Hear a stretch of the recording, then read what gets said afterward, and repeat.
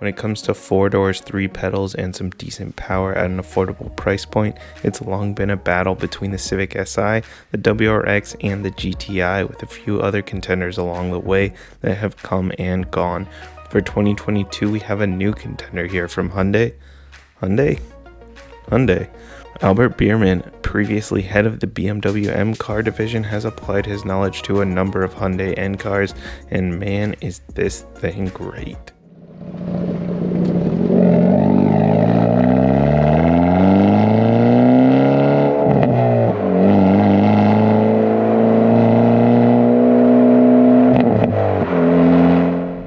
We have a new winner in this segment, and I almost feel bad for all the badge snobs out there that won't be able to enjoy this car because they can't get over themselves. And this one here is the 2022 Hyundai Elantra N.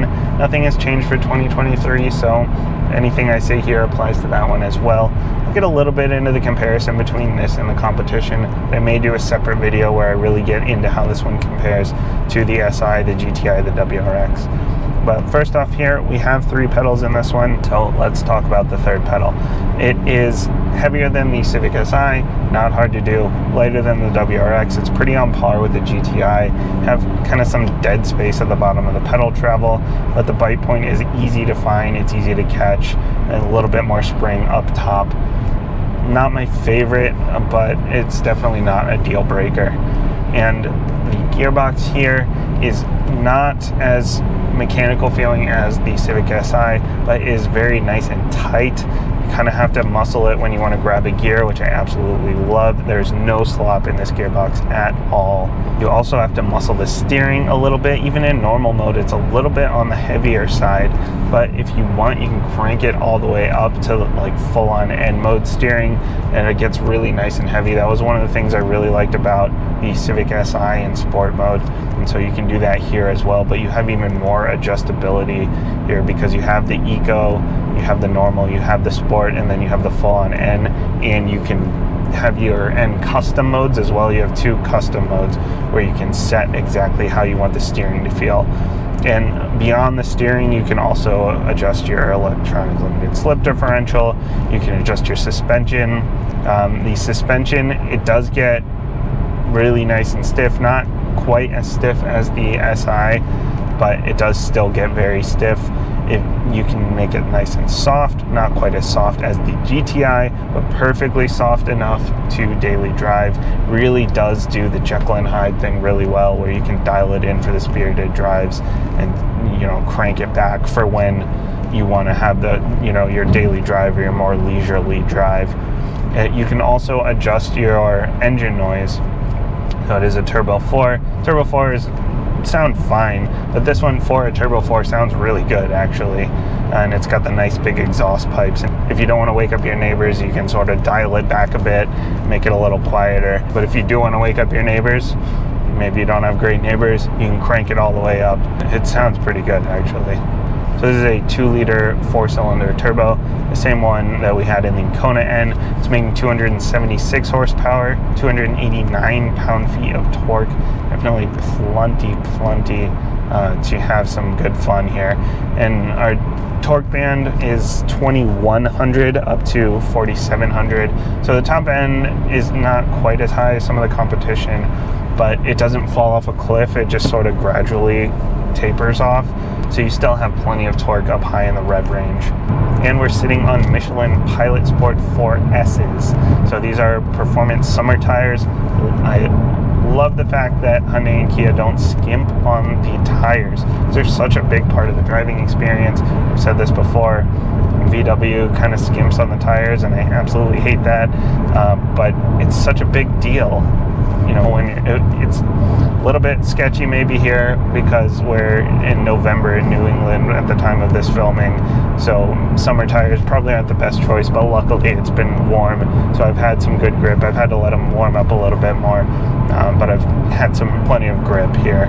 Since this is going to be a daily driver most of the time, presumably it is still a front-wheel drive 4-door sedan. You do have, you know, good visibility all around.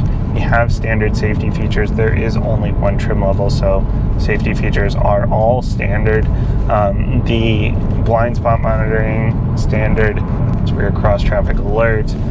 that is lane departure warning, which is not super intrusive. Actually, some of the systems are really intrusive. This one, it'll take a second. Once you hit the line, it won't just start beeping at you and shoving you right away. It'll kind of give you a little bit of room, a little bit of wiggle room. But if you're someone that sort of drifts slowly into another lane, it's not going to be too happy about that, which is sort of a problem with all of the lane departure warnings. This also has lane centering, which I got to use a little bit in the Kona N before I had this one. I've used it a little bit here as well.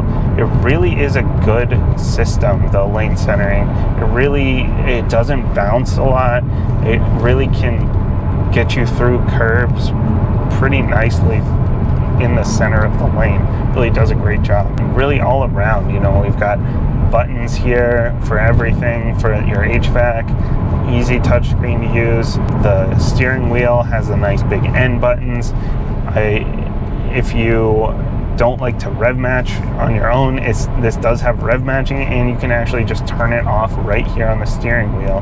The rev matching is pretty seamless. It works really nicely, but if you don't like that, it's really easy to just push the button right here. If you want to set up these buttons differently here, these two giant N buttons, maybe you don't want it to go into your full-on N mode, or you don't want it to go into one of your N custom modes, you can set those up through the infotainment to do something differently.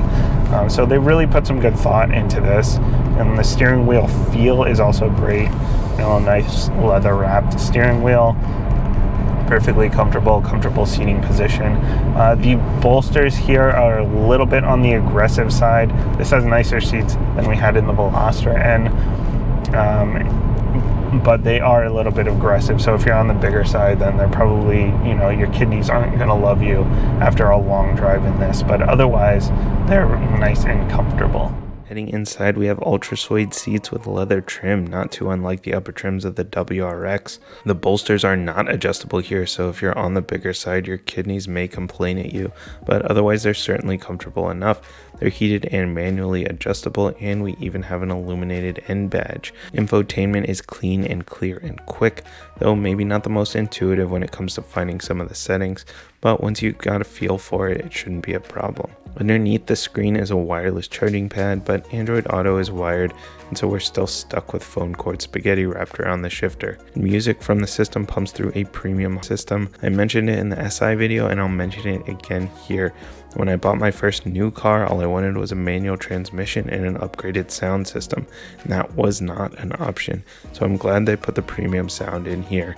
The leather-wrapped steering wheel is comfortable enough for an economy car and easy enough to use. Infotainment switches and buttons, cruise control, lane centering, and of course the nice big customizable N buttons here. Currently set to toggle through the modes on the left one and to go between full N and custom 2 on the right, and our rev matching button that I mentioned earlier. Above the steering wheel, we've got a crystal clear gauge cluster that changes as you cycle through the modes, from simple with calm and cool colors in eco to everything you need to know to go flat out in N mode. The back seats are massive for a compact at 38 inches of legroom. It's on par or better than many mid-size sedans.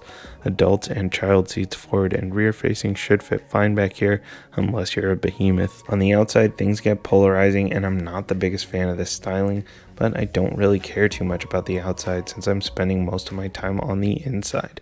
We've got 5 color options, with this one being Performance Blue.